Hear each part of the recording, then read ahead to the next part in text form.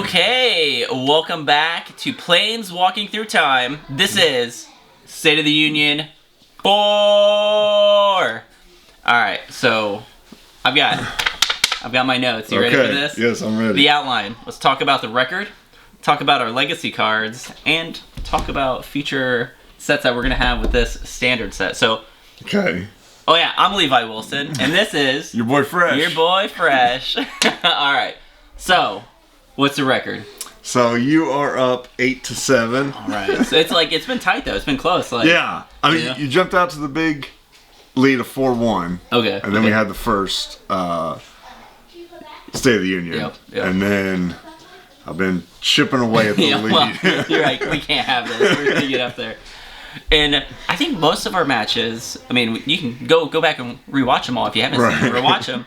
But a lot of them, we went to like game 6 and 7, except for like 2 weeks where you swept me like 0-4, and then I think I swept you one of them. So yeah, that was those were the definite outliers, and I think the Magic is always a game of skill and luck, and sometimes the deck just doesn't. Come together, it's mulligan or... When I win, it's all skill, all right? And it's when I lose, it's luck. There you go. That's how it works for me, right? No, but I mean, my point was, I think, 8-7, it's a great record of us just staying close, staying tight. And what I have noticed is it's really fun where paying attention to the meta of like, oh, okay, I feel like I saw you played this, we can anticipate this, and getting sideboard set up. I still think you're a lot better at sideboarding than I am, so I gotta... And also, you're really good at... Like, I need to make sure I keep you on your toes and kind of throwing curveballs, because if I don't, like, your sideboard just wrecks me completely, so I gotta stay on top of that. Yeah, I do look for... when I'm deck building, I will look at... as I'm going through the cards, I'll be like... Well, that would really hose a red deck. Yeah. So I'm just going to throw it in. Even if, in this particular case, I know you're going to play red. Yeah.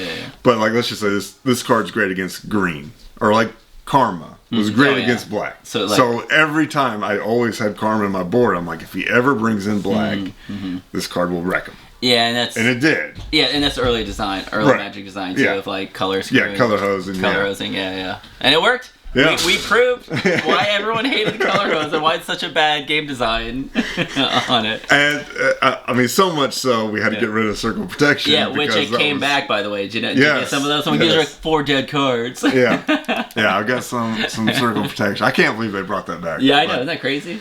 Yeah. Well, Portal. Portal's part. I think they were in Portal. No, Saga. Oh, wasn't Saga? Yeah. Or like they call them like runes or something. Okay, I think Portal actually released Circle Protection again. Oh, okay. Maybe I have them in that one, but yeah. We had that one match. They're like, all right, they're out, they're done. We're not using those. So there's one in the backlog. You'll see it start fast forwarding really fast because it was just it went to a deck. Yeah. You won because I decked myself, right? Yeah. But I had 14 mana, all right. Which is, you have to get 15 sources of damage a turn to hurt me. And that was... it was enough. We're like, all right, we get it. Yeah. We get the joke now. Yeah. So, okay, cool. So that's but the old heads did talk about how great Circle of Protection is, and if you've never played with Circle of Protection, you're like, it's all right. Spend mana if you get say it's that good. It's good. Yeah.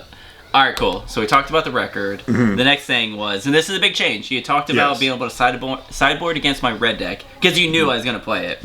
Right.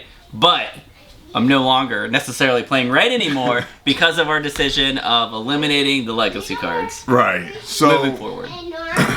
So we will not be showing you our legacy cards this time. I feel 75% responsible for this. 75? You're 25%. Because you would still, that second deck, you would try new things. Yeah, okay. I basically just got locked into mono black and blue white. I'm here to win. I'm gonna win. It wasn't so much, it was just... You were locked in, like, your cards, like, your best cards, and even your fun cards, like Necropotence is like force you to do mono black. Right. Well, I kept 3 hymns. So it's well, I mean, you could put another like a splash but like that would pair nicely with Counterspell. But you need blue-black duels, black, which I have none. Yeah. So it's like, well, you don't want to wait until turn 4 to play your Counterspell, because you definitely want him turn 2. So while they still have at least 2 cards in the hand. So you don't want to go blue, Counterspell, hope to hit black, and then him. Yeah. So it just, it kind of just got stuck. Yeah. Sorry, the kids were stressed. Yeah, that's all right. Yeah. That's part of gaming life. So, so we kind of got luck, and then it's sort of a self-fulfilling prophecy, right? So if in alpha, my best cards, your best cards were red, my best cards were black. Right. So we kept black and red cards. So then the next sealed pool we have, it's basically a sealed pool plus 3 really good black and red cards. And that's what we saw. So then it's kind of, well, I should play black again because I get to add these 3 great, and it kept going and going and going, and eventually it was like, well, I could play another deck, or I could play Force of Will, which is a great blue card. Two of those. 3 of them. 3 of them. Yeah, it's like, I had 2. I was going through the video. I'm like, I did have 2. Did you? I remember you had 1 2. more than I expected, and I was just like clicking through the videos. I'm like, whoa! Yeah, 3 of those. I was not playing around the 3rd one. You get the 3rd one always gets them, right? I think it was just 2. 2. All right. I think it was just 2. But I think it also the flip side of it. When I had Sinkhole, you couldn't play 3 colors. Yeah. Every time you tried to play 3 colors, you just got punished. Which, I mean, that was a fun experience at the time, right? Of like, oh, okay, you have that. Like, clearly I can't do it. So force me to play a little differently. Right. Which is cool to do that once, right? But then if we continue that, then it gets boring. Right, yeah. So. And then, the other side of that is I was always looking for creatures that had 4 toughness, because you have so many 3 damage burn spells, and then like these decks are just getting so skewed. I can't. Hill Giant was good in alpha, and I could not play it because 4 mana to my 1. There you go. Yeah. I like that trade. A 1 mana time walk, and it was just awful feeling. So felt great for me. Yeah. No, but that's experiencing it once or twice. Yeah. And then it's like, all right, we did that. Now let's switch it up. Right. Which is what we're doing. We're eliminating our legacy cards, and then basically just getting. I guess it's kind of pulling away from the constructed idea. This is more of like a standard sealed pool. Yeah, like it's more of a hybrid. Double block limited. Yeah. Which we're testing out. I've had fun with it. Getting up to this point. Yeah. So. And then I think it'll vastly open up the deck variety. Yeah. I had to create 62 proxies. Did you? For this week. I used a very poor ink quality, and it was a little poor than I was hoping it would be, so my cards look a little faded. Do they? How many pages? It's been a week and a half or so, 2 weeks. Yeah. So I had a lot of new pages. Yeah, I think it was 62 or 63 cards, and 8 per sheet. So yeah. You do my proxies are a little bit. I've got 9. I gotta fit in so it fits perfectly into the. So that's the. I was gonna say here, we're getting close to a lot of the commons and uncommons are just penny commons are pretty cheap. Right. It's more of a hassle ordering them. In time, because we're doing it every week, right? Or just because a lot of times local shops will be annoying. They may have, 25 to 50% of them. And then it's do I want to do 50% proxies or? I mean, I would, but it's more of a hassle. I'm here. I'm in the mode of printing them all out. Right. Yeah. So just get that done.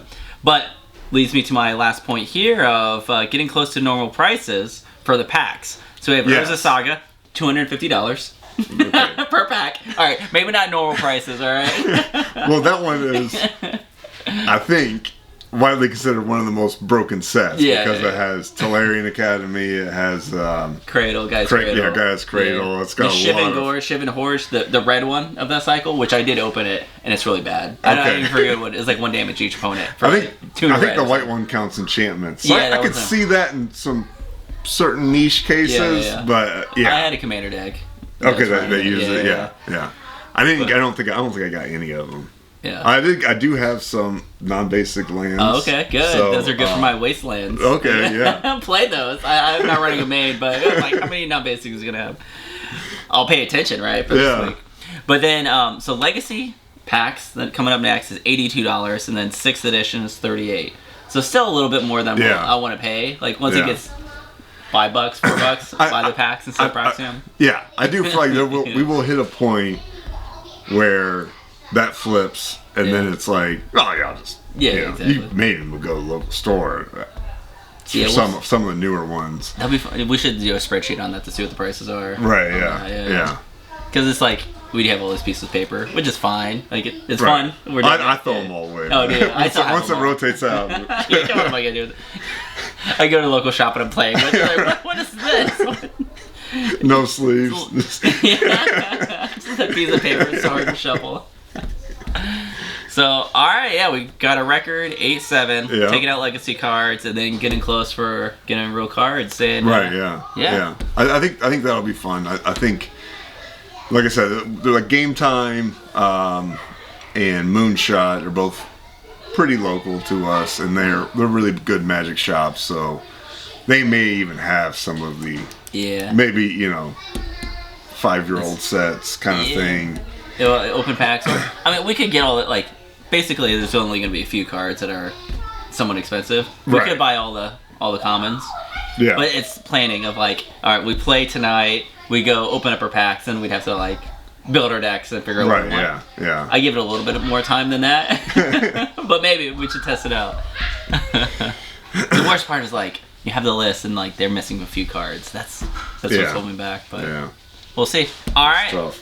Anything else concluding? I don't think so. I'm excited for a little bit more variety. I did kind of like, how does mono black look through time? Okay, that is cool. That's a good point. You're like, okay, and, what weapons do you get to add? Shades are awesome. Right? Yeah. Shades do work in limited. So, I tend to cube multiple times on the weekends, and there was one cube that had a shade. There was like 2 blue when it enters the battlefield, search for a swamp. Okay. Put it into play or hand, I can't remember.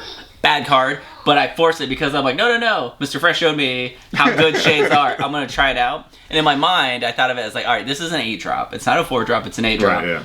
And everyone made fun of me, but I won a few games with it, so I had the last laugh there. So you showed me shades can be good.